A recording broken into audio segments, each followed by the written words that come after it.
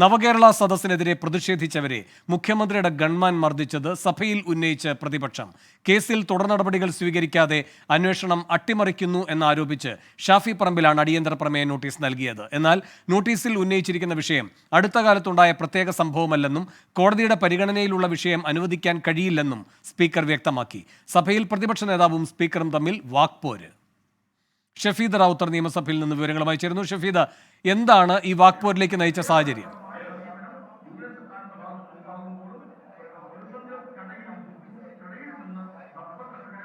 ആലപ്പുഴയിൽ നവകേരള സദസ്സിനെതിരെ പ്രതിഷേധിച്ച യൂത്ത് കോൺഗ്രസ് പ്രവർത്തകരെ വണ്ടിയിൽ നിന്നിറങ്ങി മുഖ്യമന്ത്രിയുടെ ഗൺമാൻമാർ മർദ്ദിച്ചു. അതിൽ കോടതി നിർദ്ദേശപ്രകാരം പോലീസ് കേസെടുത്തിട്ടും കോടതിക്ക് മുൻപിൽ ഹാജരാകാതെ കോടതി നടപടികൾ പാലിക്കാതെ കേസ് അട്ടിമറിക്കാനുള്ള ശ്രമം നടക്കുന്നുള്ള വിഷയം ചൂണ്ടിക്കാണിച്ചുകൊണ്ട് ഷാഫി പറമ്പിലാണ് അടിയന്തര പ്രമേയത്തിന് നോട്ടീസ് നൽകിയത്. എന്നാൽ അടിയന്തര പ്രമേയത്തിനുള്ള നോട്ടീസ് പരിഗണിക്കാനാവില്ല എന്നുള്ളതായിരുന്നു സ്പീക്കറുടെ നിലപാട്. അതിന് സ്പീക്കർ ചൂണ്ടിക്കാണിച്ച രണ്ട് കാര്യം: നോട്ടീസിൽ ഉന്നയിച്ചിരിക്കുന്ന വിഷയം അടുത്ത കാലത്തുണ്ടായ പ്രത്യേക സംഭവമല്ല, കോടതിയുടെ പരിഗണനയിലുള്ള വിഷയമാണെന്നും സഭാചട്ടമനുസരിച്ച് അനുവദിക്കാൻ കഴിയില്ലെന്നും സ്പീക്കർ നിലപാടെടുത്തതോടുകൂടിയാണ് സഭയിൽ വലിയ പ്രതിപക്ഷ ബഹളം ഉണ്ടായത്.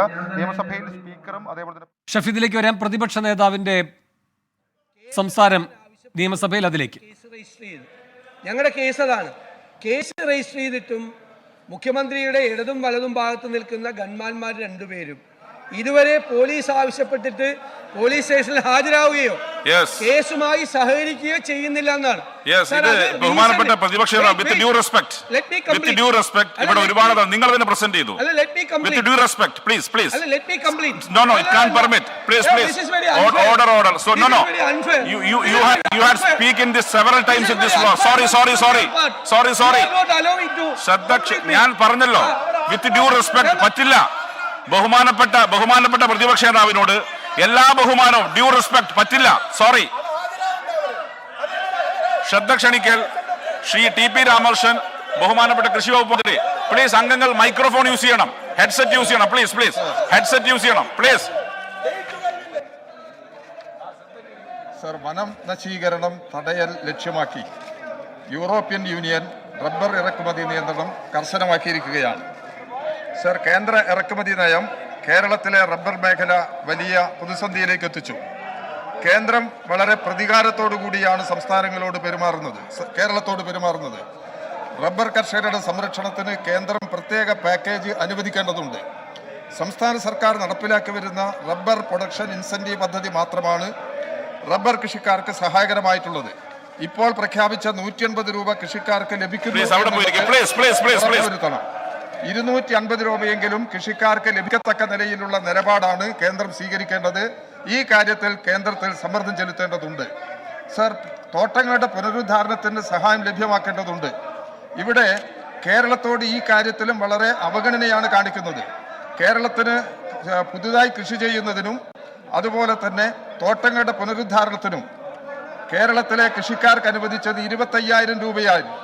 എന്നാൽ ഇപ്പോൾ ആ സഹായം പോലും നിർത്തലായി കഴിഞ്ഞിട്ടുണ്ട്. ഇതേ സന്ദർഭത്തിൽ വടക്ക് കിഴക്കൻ സംസ്ഥാനങ്ങളിൽ അനുവദിക്കുന്നത് 40,000 രൂപയാണ്.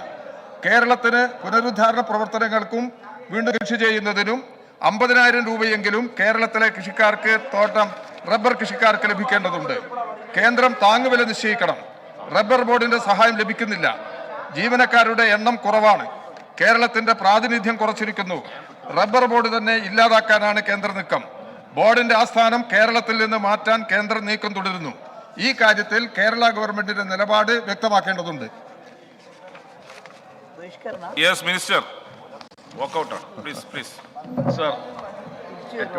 ഷഫീദ് റാവുത്തർ നിയമസഭയിൽ തുടരുന്നുണ്ട്.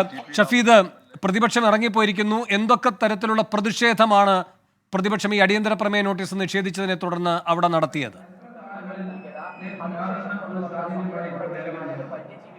ഇക്കാര്യത്തിൽ നേരത്തെ പ്രതിപക്ഷത്തെ സംബന്ധിച്ച് വലിയ തരത്തിലുള്ള ആരോപണമുണ്ട്. 15ാം കേരള നിയമസഭയുടെ 10ാം സമ്മേളനത്തിൽ ആകെ അടിയന്തര പ്രമേയ ചർച്ചയ്ക്ക് അനുവദിച്ചത് ഒരൊറ്റ കാര്യം മാത്രമാണ്. അത് സംസ്ഥാനത്തെ സാമ്പത്തിക പ്രതിസന്ധിയുമായി ബന്ധപ്പെട്ട കാര്യമാണ്. സർക്കാരിന് കൂടി ഡൽഹിയിലെ സമരമടക്കമുള്ള കാര്യങ്ങൾ ഉയർത്തി കാണിച്ചുകൊണ്ട് ഗുണമുണ്ടാക്കാൻ കഴിയുന്ന തരത്തിലേക്കുള്ള ഒരു ചർച്ച മാത്രമാണ് സർക്കാർ നിയമസഭയിൽ അനുവദിച്ചതെന്നുള്ള ആക്ഷേപം പ്രതിപക്ഷത്തെ സംബന്ധിച്ചിട്ടുണ്ട്. മറ്റ് എക്സാലോജിക് വാദം അടക്കമുള്ള വിഷയങ്ങൾ അടിയന്തര പ്രമേയമായി സഭയ്ക്ക് മുൻപിലേക്ക് എത്തിയപ്പോൾ തന്നെ സ്പീക്കർ അത് അനുവദിക്കാൻ കഴിയില്ല എന്നുള്ള നിലപാടെടുക്കുന്നതായിരുന്നു നമ്മൾ കണ്ടത്. മുഖ്യമന്ത്രി അതല്ലെങ്കിൽ സർക്കാരിനെ പ്രതിരോധത്തിലാക്കുന്ന വിഷയങ്ങൾ സഭയിൽ ചർച്ചയാക്കുന്നില്ല എന്നുള്ളത് പ്രതിപക്ഷത്തിന്റെ ആക്ഷേപമാണ്. നമ്മൾ എക്സാലോജിക്കൽ കണ്ടു. ഒടുവിൽ മുഖ്യമന്ത്രിയുടെ ഗൺമാൻമാർ യൂത്ത് കോൺഗ്രസ് പ്രവർത്തകരെ ക്രൂരമായി മർദ്ദിച്ച വിഷയം സഭയിലെത്തിയപ്പോഴും സ്പീക്കറുടെ ഭാഗത്ത് നിന്ന് അതേ നിലപാട് തന്നെ ഉണ്ടായി എന്നുള്ള കുറ്റപ്പെടുത്തലാണ് പ്രതിപക്ഷത്തെ സംബന്ധിച്ചിട്ടുള്ളത്.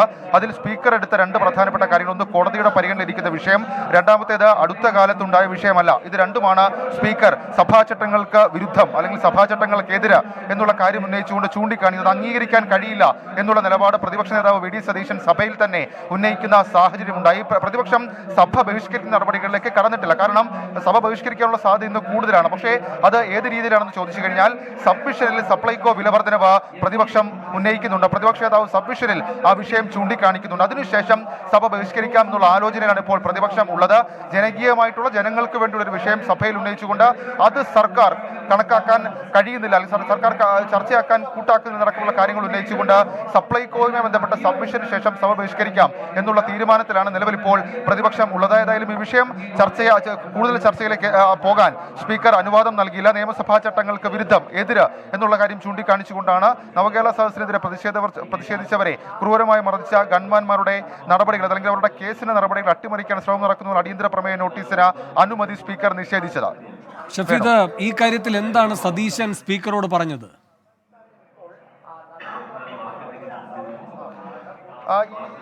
ഈ അടിയന്തര പ്രമേയത്തിന്റെ നോട്ടീസ് അവതരണം അടക്കമുള്ള കാര്യങ്ങൾ വായിച്ചപ്പോൾ തന്നെ സ്പീക്കർ ഉന്നയിച്ച കാര്യം, നോട്ടീസിൽ ഉന്നയിച്ചിരിക്കുന്ന വിഷയം അടുത്ത കാലത്തുണ്ടായ പ്രത്യേക സംഭവമല്ല, കോടതിയുടെ പരിഗണന വിഷയമാണ്. അതുകൊണ്ട് തന്നെ സഭാചട്ടം അനുസരിച്ച് അനുവദിക്കാൻ കഴിയില്ല എന്ന സ്പീക്കർ പറഞ്ഞപ്പോൾ തന്നെ പ്രതിപക്ഷ നേതാവ് എഴുന്നേറ്റ് നിയമസഭയിൽ പ്രതിപക്ഷത്തിന്റെ നിലപാട് അറിയിച്ചു. പ്രതിപക്ഷ നേതാവ് പറഞ്ഞത് ഇത്തരം പ്രസക്തിയുള്ള കാര്യങ്ങൾ, അതായത് ഈ സർക്കാർ നടത്തിയ ചില കൊള്ളരുതായ്മ അടക്കമുള്ള കാര്യങ്ങൾ ചൂണ്ടിക്കാണിക്കുമ്പോൾ സ്വാഭാവികമായും അത് ചർച്ചയ്ക്കെടുക്കാത്തത് വലിയ തരത്തിലുള്ള വിമർശനങ്ങൾക്ക് ഇടയാക്കും. അതെങ്ങനെ സഭാചട്ടങ്ങൾക്കെതിരാകും എന്നുള്ളതായിരുന്നു പ്രതിപക്ഷ നേതാവ് വി ഡി സതീശന്റെ ചോദ്യം. മാത്രമല്ല, മുൻപും സമാനമായ രീതിയിൽ കോടതിയിൽ നടക്കുന്ന വിഷയങ്ങളുമായി ബന്ധപ്പെട്ട ചർച്ചകൾ സഭയിൽ നടന്നിട്ടുണ്ടെന്നടക്കമുള്ള കാര്യങ്ങൾ അദ്ദേഹം ബഹളങ്ങൾക്കിടയിൽ ചൂണ്ടിക്കാണിക്കുന്ന സാഹചര്യമുണ്ട്. ഏതായാലും സ്പീക്കർ ആ നിലപാടെടുത്തു. പ്രതിപക്ഷം സഭയിൽ നിന്ന് ഇറങ്ങിപ്പോവുകയും ചെയ്തു.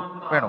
ഷഫീദ് റാവുത്തറാണ് നിയമസഭയിൽ നിന്ന് വിശദാംശങ്ങളുമായി ചേർന്നത്. മുഖ്യമന്ത്രിയുടെ ഗൺമാനുമായി ബന്ധപ്പെട്ട അന്വേഷണത്തിൽ ഗൺമാൻ സഹകരിക്കാത്ത സാഹചര്യം, നിയമത്തെ വെല്ലുവിളിക്കുന്നു, കേസ് അട്ടിമറിക്കാനുള്ള നീക്കം നടക്കുന്നു, ഈ കാര്യങ്ങളെല്ലാം ഉന്നയിക്കുകയായിരുന്നു പ്രതിപക്ഷത്തിന്റെ ശ്രമം ഇന്ന് നിയമസഭയിൽ. പക്ഷേ സ്പീക്കർ അത് നിഷേധിച്ചതിനെ തുടർന്ന് പ്രതിപക്ഷം നിയമസഭയിൽ നിന്ന് വാക്കൗട്ട് നടത്തിയിരിക്കുകയാണ്.